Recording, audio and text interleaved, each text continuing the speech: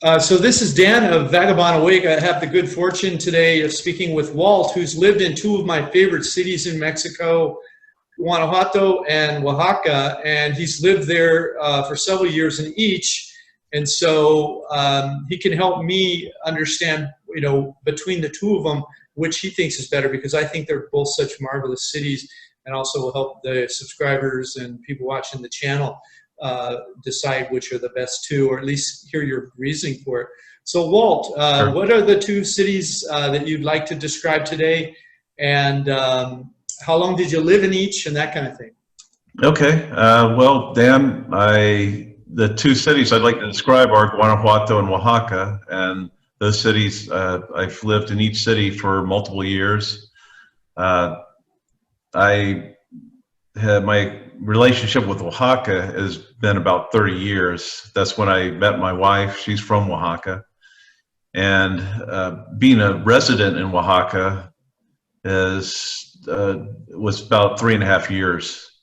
And then I also lived for 3 years in Guanajuato from 2014 to 2017. And the last time I was in Oaxaca, I spent a year in Oaxaca in 2018. So total about 6.5 years in both cities. What were your typical budgets, would you say, when you were living in each of these cities? Well, you remember?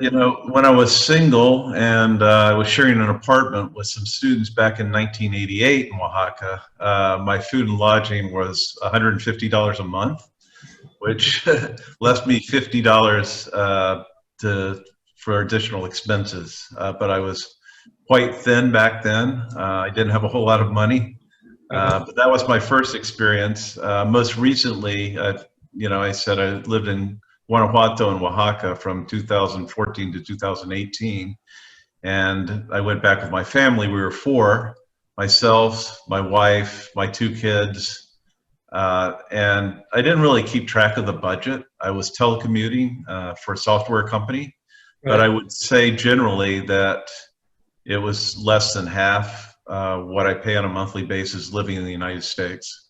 Okay. Okay, so, and then how would those compare? Was one more, or are they about the same for Oaxaca and Guanajuato? And what were the places like? Was one bigger than the other, that kind of thing? Yeah, so the prices were similar as far as cost of living. It was cheaper for me to live in Oaxaca because we owned an apartment in Oaxaca. I bought an apartment in Oaxaca back in 2006 for $25,000. So I didn't pay any rent when we lived in Oaxaca. In Guanajuato, we found a really lovely 3-bedroom house sort of at the top of the city, and we paid $450 a month. So we paid a little bit more in rent, obviously, in Guanajuato. As far as the cities are concerned, I would say they're pretty similar as far as cost of living. Okay, and so they were both 3 bedrooms. So as recent as, did you say 2018, you could rent a 3-bedroom for $450 a month, roughly? In either? Yes. Okay. Yeah, well, I have a 2-bedroom apartment in Oaxaca, so it's a little bit smaller, but yes, 3-bedroom, $450 a month was the rent from 2014 to 2017. This is Dan of Vagabond Awake. Please like this video, comment, or subscribe. Any of that would help our business. We'd sure appreciate it. Thanks so much. Guanajuato. Okay. And Guanajuato is sort of shaped like a bowl, and we were on the top of that bowl, sort of the top rim of that bowl on a street called the Panoramica that went around the city. Right. And walking down to the city center took us about 5 minutes. Wow. And I remember that very well, because to get down there, you had to go down a callejón, which is sort of a narrow alleyway, and it's very steep, and it's 254 steps down to the city center. Yeah. But yeah, it's about 5 minutes walk. Yeah, such a charming place because of its, its pre-vehicle history. That's a colonial area, part of Mexico. And so if you feel like you're like in a European community, or, because it's so charming all through that area of Guanajuato. So Yeah, absolutely. Very picturesque town, very lovely town. I've heard it compared to, maybe a small Italian town. It does have a yeah, very European feel. yeah. There's something about those pre-vehicle cities that are more like villages with just enough for people to walk through, or maybe a horse or carriage, but not like cars. So it's very quaint. So yeah. So comparing these two cities and with your general thoughts, what are your thoughts about like healthcare, insurance or self-insurance, or the quality of care? How far are hospitals? Whatever comes to mind, costs and expenses with respect to healthcare for the two. Well, when I was living there, we did have insurance, but it was U.S. insurance. But the reality is that the healthcare costs were so inexpensive that we just paid everything out of pocket. As a matter of fact, my wife, when we were living in Guanajuato, she had 3 surgeries. And the cost of those 3 surgeries was less than the cost of one copay for one operation in the United States. So we just paid everything out of pocket because it was cheaper than the copay. And, for just general stuff like a cold or just, the typical things that you go to a doctor for, we would go to a doctor next to a pharmacy. And the cost, at least in the time that we were there, was about $3 a visit. Right. I just walked by one today, in fact, and that, I think it was 60 pesos for a consult. Yeah, so about $3, right? So that seems to be still holding up. And you felt the quality was about the same for the two cities? The quality was about the same. I had an awesome dentist in Guanajuato, and that dentist was better than any dentist that I saw in Oaxaca, and quite frankly, some of the dentists I've seen in the United States. Yeah. So it was $25 for a cleaning, which was a little high, Right. Compared to some of the dentists in Oaxaca, but it was worth it because he was so good. That's great. I love those kind of stories. I've had the same experience also. I won't go into that now, but okay. What about internet? What are your thoughts? What was the quality of internet, if you can remember, compare the two cities and in general? The internet was similar in Oaxaca and Guanajuato. There were some areas of Guanajuato where the internet was less fast because fiber had not gotten there, but I had Telmex in both locations, and it was fine for me. And I telecommuted every day, and I had video conferences and WebExes with my customers in the United States, and I had no problems whatsoever. Wow, that's great. In fact, I think my coworkers in California had more outages than I did living in Mexico for those years. Right, So and it was pretty reliable, actually. that's great, and that's more relevant now than ever with a lot of people working from home. And who knows where home is anymore? It could be Mexico or Southeast Asia or Europe. It could be anywhere. So, and so, in terms of your accommodations, in terms of distance, maybe, would you say in both cities you'd need a car, or maybe one but not the other? What are your thoughts about whether or not you need a car? Well, certainly in Guanajuato, you don't need a car because everything is so compact. You can walk through the city in just a few minutes. It's very, very compact. It's very colonial. It's a smaller city than certainly than Oaxaca. Oaxaca, you don't really need a car either because there's so much public transportation. You can get a taxi fairly cheaply. You can get a bus. The same is true in Guanajuato. So I don't think you need a car in either location. But I would say that Guanajuato is a little bit more pedestrian friendly, or maybe I should say it's a little less car friendly because there are all these callejones that cars can't go through. And again, a callejón is sort of a narrow alleyway. Right. And you can't traverse a lot of those callejones with a car. So I would say that Guanajuato is more sort of a pedestrian town. Yeah, that's a great way to put it. And the extent they do, some of the roads in Guanajuato are even underground. So you're not even hearing the noise of cars around you in a lot of places, which is really nice. That's exactly right. A lot of subterranean tunnels.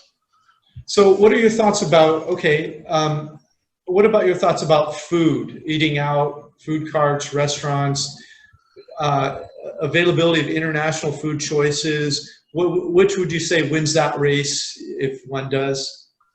Well, I would say Oaxaca wins that race hands down because Oaxaca is sort of the culinary capital of Mexico.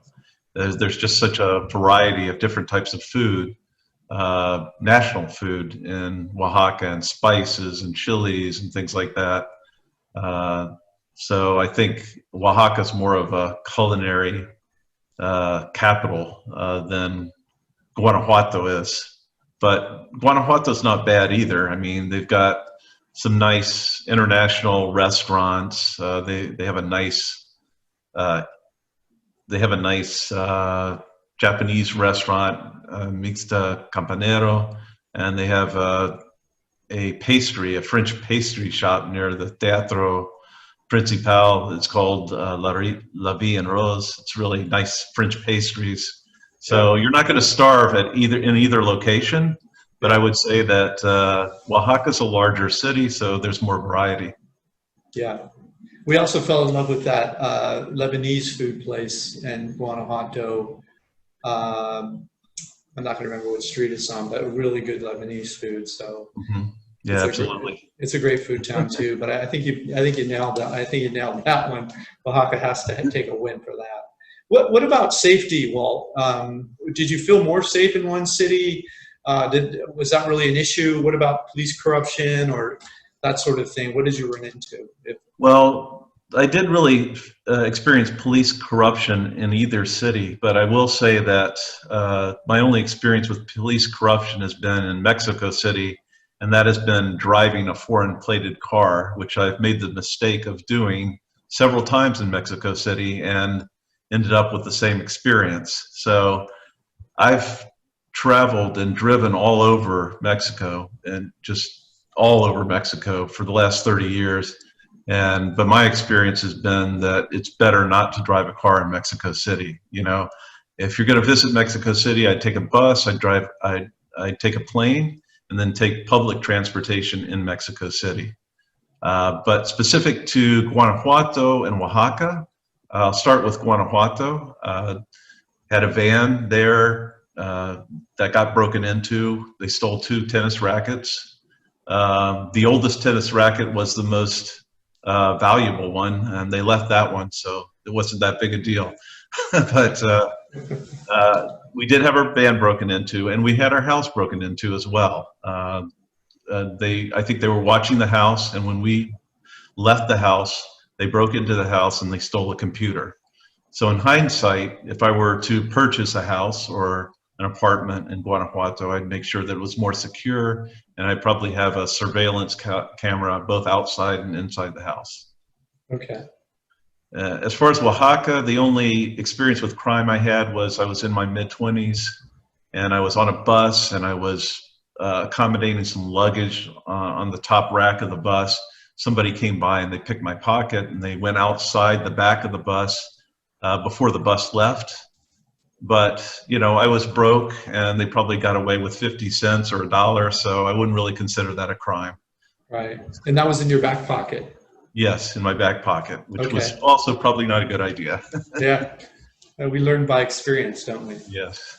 Okay, so what about shopping in terms of markets? Which one has, you know, maybe the more quality or availability? Or maybe even if you get that urge for some expat food, you know, from the States or Europe or whatever, which one would you say wins the shopping game in terms of food and prices, and both local and international? Well, I say that Guanajuato has less in terms of international stores and restaurants and things like that. But the thing about Guanajuato is it's only 30 minutes away from León. And León is a city, it's the 7th largest city in Mexico. And it's 30 minutes away from Guanajuato. So if you wanted to go to a Costco or a Walmart, you know, or any type of international foods, it's only 30 minutes away.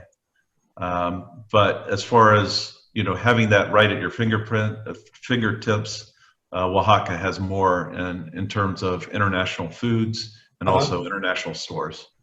Okay. And next for me, important is entertainment. I consider myself a cultural explorer, so I enjoy things like musical performance, theater, symphony, if I can get it, all that kind of stuff. Street art, street performance, you know, anything having to do with culture and color and the arts. Which one wins that game, if there is a winner? Yeah, it's really hard to tell. I mean, in terms of entertainment, starting with Guanajuato, you know, it has the El Cervantino, which is an international arts festival that takes place each year in the fall. It's amazing. And there are a lot of events and musical performances, and you can attend those for free a lot of times. I mean, you also can pay tickets to attend some of these, and you get better seats, or but a lot of those events in El Cervantino you can attend for free. And they also have an international film festival in Guanajuato that I really like. You can see a lot of international films for free, and they show them in theaters throughout the town and also other locations as well. We were talking about the subterranean tunnels. They actually closed off a subterranean tunnel in town, and you can actually see an international film within that subterranean tunnel. It's really an amazing experience. You know, and of course they have a symphony there, the University of Guanajuato Symphony, that everybody enjoys. And you could also go on a callejonada, you know, which is sort of a walk through these narrow alleyways with a troupe of musicians that will, you know, play traditional music and tell jokes and dance. It's a lot of fun. So Walt and I spoke for about another 20 minutes about walkability, comparing the two cities, cheaper cost of living, overall preferences for living there, and other considerations, plus the benefits of raising kids in a multicultural, multi-language environment across the world.